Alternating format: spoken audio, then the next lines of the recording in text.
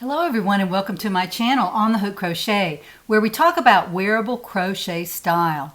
And let's find out what's been on the hook. Since Monday, when I first said I would be back on Wednesday, I received an order on Amazon and I wanted to show you some things that I purchased there. Also some progress on my 2020 challenge scarves that I'm making. Progress on a project that I've done since Monday. So it's only been a couple of days and I wanted to show you how far you can get in a day or two on the Friday Cardi, which is the one I'm going to show you today. So grab your crochet project and crochet along with me while we talk. First of all, what I'm wearing the Silver Mist sweater that's on my Etsy shop, of course. And it has the removable cowl, which you can see it's a different piece. It's called the Silver Mist cowl, and it's in with the pattern for the Silver Mist sweater. And I'll stand up real quick and show you. It's made from Velux yarn, very soft, and easy to wear. It's just really comfortable, a comfortable sweater. It doesn't have a lot of ease, maybe 2 inches, maybe an inch, really not very much ease in this sweater, but you can certainly make it with as much ease as you want. Ease, and someone asked me this, ease, E-A-S-E, is the term that we use for the amount of extra fabric in the garment. So if you have a 21-inch measurement from side seam to side seam, which is how we always measure with my patterns, and you want a sweater that's like this, maybe just a little bit of ease or a little bit of extra, you can add that to your chain up measurement or your side seam to side seam measurement. Add it to that, and that will give you that much ease in your sweater. The side seam, actual side seam, will not take up that much space, maybe a little over 1/4 inch, so it's not going to take up that much room. But to be safe, on your first sweater maybe that you're making with one of my patterns, you might add a couple inches of ease, maybe an inch on the front and an inch on the back, or 2 inches on the front, 2 inches on the back. And that way your sweater will have plenty of play at the bottom. So most of them are made straight up, although I plan to put out a pattern where we actually shape the back of the sweater a little bit, just so that the armholes will line up with the shoulders instead of being down here. If you make a wide sweater and it's in a rectangle, then your top measurement is going to fall right around here. And maybe you don't want that. Maybe you want your sweater to fit a little bit better at the shoulders if you're not going to put a sleeve in it, for example. So I'm still working on that. Hopefully we'll have that out before too terribly long, but I do want to show you how to shape your sweater so that if you don't want that top measurement to be exactly the same as the bottom, then we can shape it starting at about the waist, and I'll show you how to do that in the pattern. So stay tuned for that. I'm not sure when that'll be out, but it shouldn't be too much longer. I think I actually have a sweater in the works that I'm going to try that with, and we'll see. Second of all, I wanted to tell you about my 2020 challenge, and I had been asked by Glenda at Creative Grandma to come up with a scarf that I could show we're all going to show them on the same day, January 20, and you can hop from one video to another and see what we created for the 2020 challenge. It was originally the Ice Yarns challenge, and ironically, I didn't use ice yarns to make either one of the scarves that I'm going to show on that day, but I want to show you what I'm making them from. I don't want to show you the actual scarf because that would be cheating a little bit, so I don't want to do that. But I'm making one of them out of the Vita Lana yarn that I received from Knit Crate in their monthly subscription box. This is 48 wool, 20 alpaca, and 32% organic cotton, and it's a very interesting yarn. It has a chain twist to it, so the fibers are chained together, they're not twisted, so it's a different kind of look for this particular scarf. And if I had a whole lot of this, I would love to make a sweater from it. It would probably take a long time. Since this is it's a DK weight, but it's a very, very small DK. It's really not very big at all. But if I had it to do over again, I might purchase some more of this, and I'll probably purchase the green. That was one other color that it came in. It came in this brown color, which was the naturals, which I usually just sign up for. I just let it go. Every month it's the naturals color. Instead of trying to buy more yarn in this particular color, which I'm not in love with. I love it, but I'm not in love with it. I would rather have had the green. But I was too late in changing my mind, so I just let it go. But anyway, I'm making a scarf from this, and I wanted to show you this because I said Monday in my video that I didn't block my essential sweater that came out last weekend.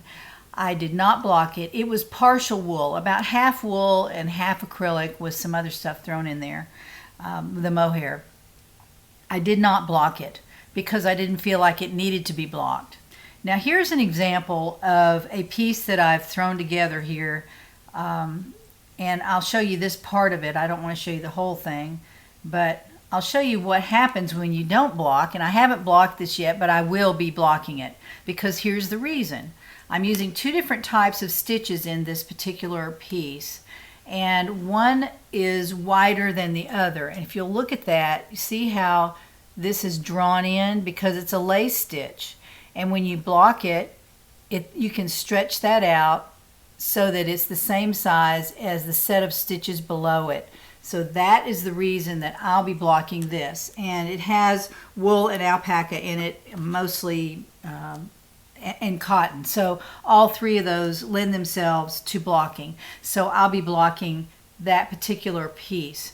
Another piece that I'm putting together for the 2020 challenge is from this beautiful yarn, and I ordered it and I told you about it on Monday, and it did come, and actually it was just sitting on my front porch while I was talking about it. But I went out and I saw several boxes from Amazon that had been sitting there. Usually they deliver to my back door, but it must be a different driver, and so he delivered to my front door, and I didn't even look out there to see.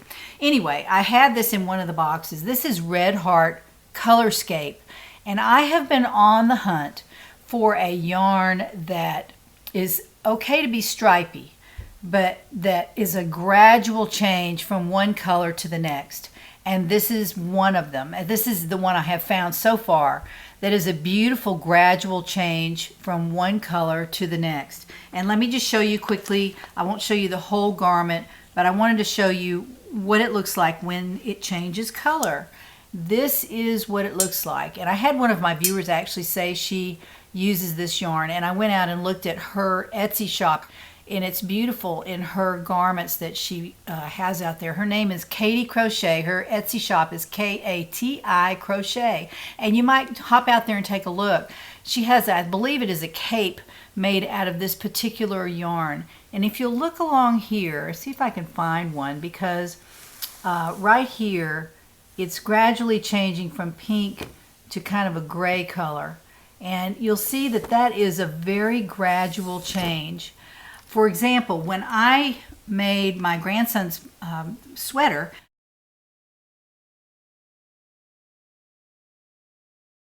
out of the Baby Hugs and Kisses yarn, or whatever it is, I never can remember it. I'll put a link down in the description box.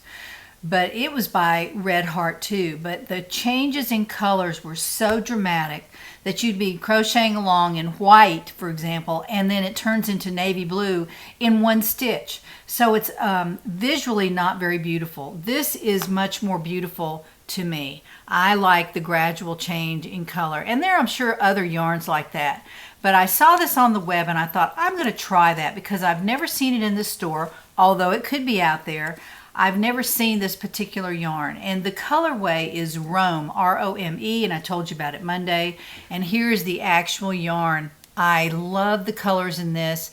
They're quite beautiful, and this is what they look like in a garment. So I just think that is absolutely gorgeous. I'm not a stripy kind of gal, but if I was making my fall into autumn sweater, for example, that I made from a tweed yarn, I think it was actually from Red Heart.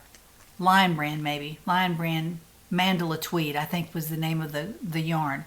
And it was a little bit too abrupt with the color changes, but I went ahead and made it anyway, and I liked it just fine. But honestly, I like the way these colors change a little bit better. Now, obviously, I'm not sponsored by Lion Brand or Red Heart, so I can say whatever I want. And even if I was, I would say what I want. I would give my honest opinion. But right now, I'm really loving this. I bought 4 skeins of it, and I will probably use at least 2. I'm on my second one here. I'll probably use 2 or 3 to make this beautiful piece that I'm putting together for the 20th. I'm putting 2 things together, and I might just roll them both out in the same video. I love both of these that I'm trying to create and get done by the 20th. So there's something unusual about each one, and I hope you like them. And we'll tune in on January 20 to see what everybody's doing. I think there are probably 10 people that I've heard of that are doing this particular challenge for the YouTubers. And you can also join in if you're a subscriber or a viewer. You can join in and make a shawl or a scarf and send me a picture of it if you want to. The challenge was originally just for the YouTubers to come up with something interesting, so that's what I'm doing. Now, also in my Amazon purchases, I purchased 5 balls of Wool-Ease, Lion Brand Wool-Ease, Thick and Quick. And this is a number 6. I was not paying attention when I bought it. I thought it was a 5. Not that there's that much difference, but it is a very, very, very thick yarn. So I'm going to be forced to probably make a hat or a cowl out of this, and it might be really pretty. The yarn is a tweed. It's 2 colors of yarn, and then it changes color. As you can see, it changes color from all different. This is basically a rainbow of colors. They're just about all in here. But I think when I make something out of it, in order to keep it from being too busy, I might trim it in a different color. And so I went through my stash because I'm trying to be a stash buster, although this is a brand new purchase.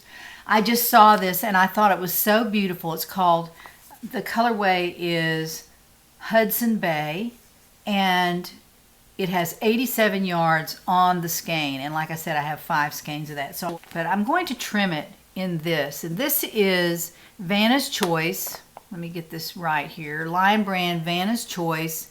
I love her yarns. I long ago bought a whole lot of her yarns, and I gave away some, but I kept some in neutral colors. And this is one of the ones I kept. This is a size 4. It is the color linen, and that's kind of the background color in this Hudson Bay yarn. And what I'm going to do, I believe, is either make a cowl or a hat, and the trim is in a 4. This is a 6.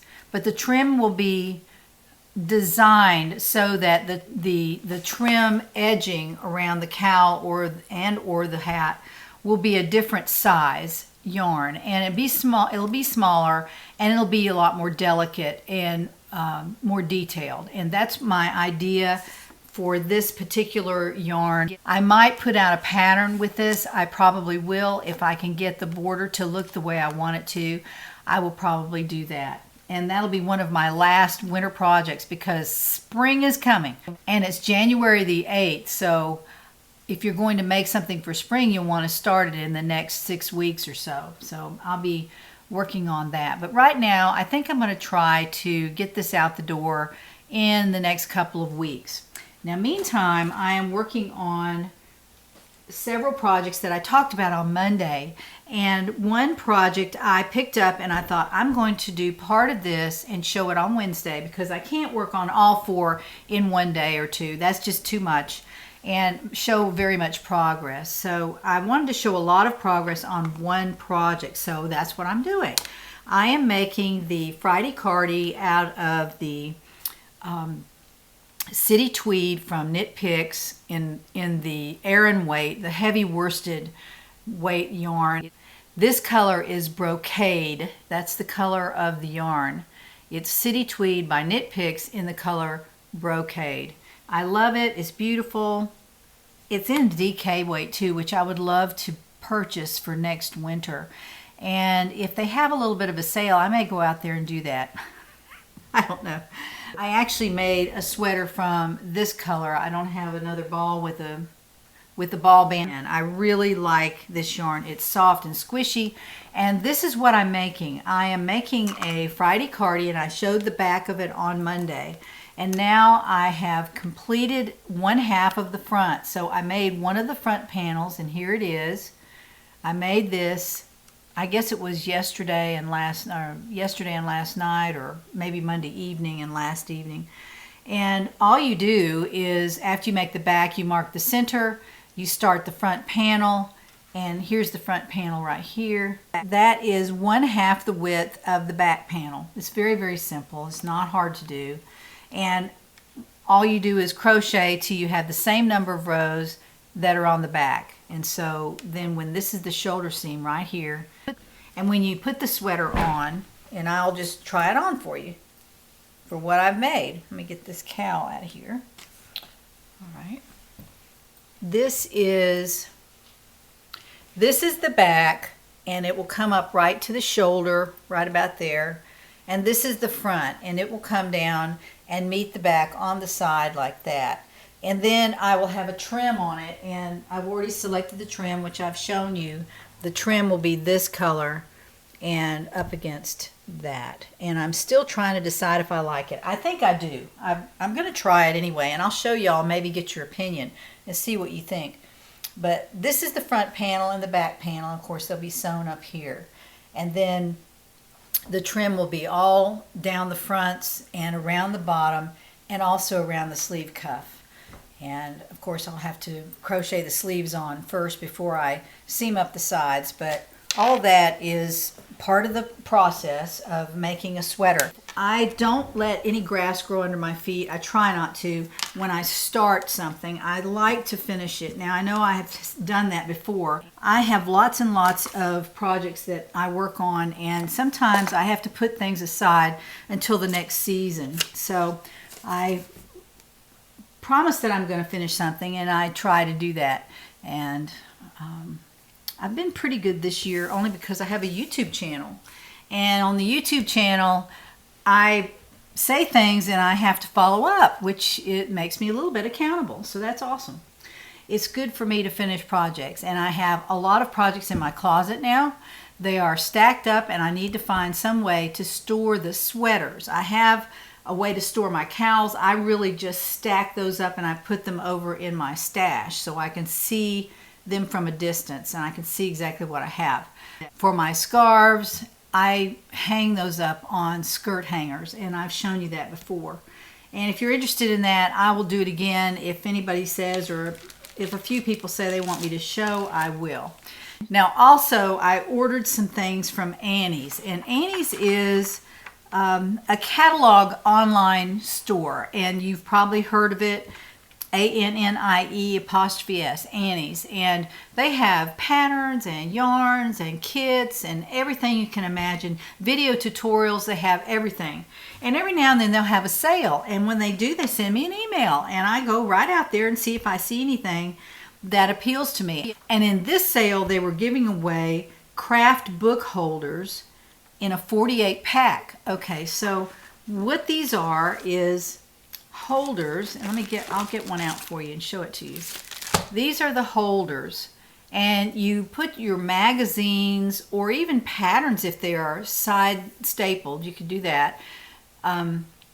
You put them in this big slot right here, and then you put these in the 3-ring binder. And you can keep your magazines all together that way instead of having them flop around or you lose them or whatever. You can actually put them in the 3-ring binder. And for example, if you're getting Crochet World every season or every 3 months or whenever it comes out, then you can put them all in the same 3-ring binder and know where they are and be able to refer to them. If you have certain patterns that you like, you can mark them with these little markers. And I'll show you how I do that. You probably already know, but I'm going to show you what I do. I grabbed this 3-ring binder out of my office. I wasn't using it for anything. And I put some of these inside, and I put my crochet magazines. Let me get here where you can see it. some of my crochet magazines in here. I just put 2 in here so far, but I wanted to show you how it works. You slide your crochet magazine through the slot. You open your magazine in half, slide half of it through the slot, and then fold the other over. Then you can put it in your 3-ring binder. And when you do that, you can actually look through the magazine without taking it out of the binder. I mean, it's very easy to see. And you can mark patterns that you might want to do or might want to consider right there. See, I would mark that for some reason. I don't know. It's been a long time ago. But that seems to be a really good idea, to put these in a 3-ring binder, because mine were on my bookshelf and they were, you know, kind of falling over and all that, and I thought, Annie's was giving these away. There are 48 of them in a package, and I'm not sure if they're still doing that, but you could go out on their website, and if they're giving these away, I would figure out some way to get a hold of them, because there are 48 in here. That's a lot of magazines that you can put away. And they're called craft book holders, 11 inches, and the item number is 145100. You might even pay for them if she's not giving them away. I think they're such a grand idea. I plan to put the rest of my crochet magazines in here. I'll probably put them in here by season, although I could put them in here by brand. And see, there's a different brand of magazine right there, like all the crochet magazines together, then all of these particular ones, this other brand is a different brand. It's the same name on it, but it's a different brand. Yeah, it's a different brand. So I don't know how I'm going to do it just yet, but I wanted to show you that because that I thought was interesting. And I got those for free, and I ordered a pair of rose folding scissors, which I've never had, and I ordered some because they were only $3.99. And then I purchased a 3-in-1 color tool, and I don't know if you've ever seen one of these, but this is a tool that you can use to match colors.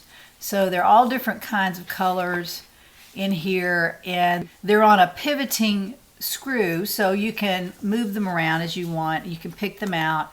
You can hold one out like this, and you can see all the different colors of blue. And on the back, it shows you how to match blues if you want to do a split complementary, a complementary, a monochromatic. And you artists out there will know what I'm talking about. But you can actually use color to blend with each other to make them look perfect together. And this is the type of tool that are used in the big yarn companies and in fashion industry to put colors together. And you always wonder why those look so great together. And this is the reason. They use the color wheel and these color tools to match different outfits together, to match trim on garments, things like that, and to make them appealing to the purchaser. So that's why I ordered this. This was very pricey. I've always wanted one, and it was $19.95. I know that's almost ridiculous, but in designing sweaters, it's a good idea to have this, just so you know you're not making a big mistake. Like with this brocade color cardigan. I'm not sure that this is going to look that great with it. Now, I'm eyeballing it, and it might be okay, but this might have looked better in a darker color, a darker shade of this particular color, because the contrast may be too much. I don't know. Nobody has really said anything to me about having an opinion about it. If you think you have an opinion, I think it would be awesome if you put it down in the comments. You're welcome to.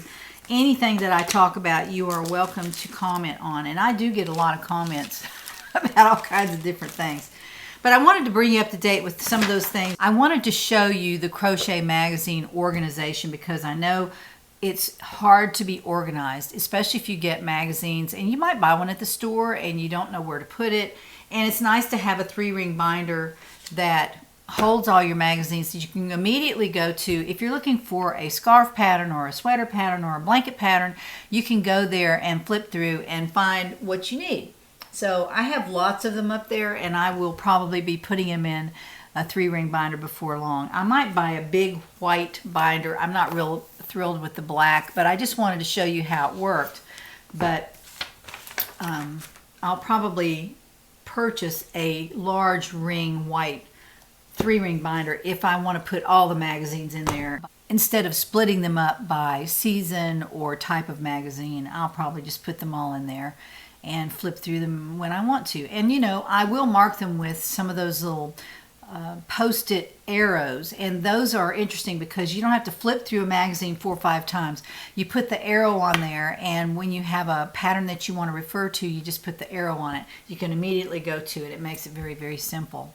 So Friday is the day that we give away the crochet surprise box, and I'm excited about that. I hope that you put a comment on Monday's video down in the comment section and write the keyword. Go back to Monday's video, put that in the comment section, and you'll be in the list to maybe receive the crochet surprise box on Friday. So I'll be back with you then. If I have some progress to show you, I'll be doing that. So join me Friday to find out what's on the hook.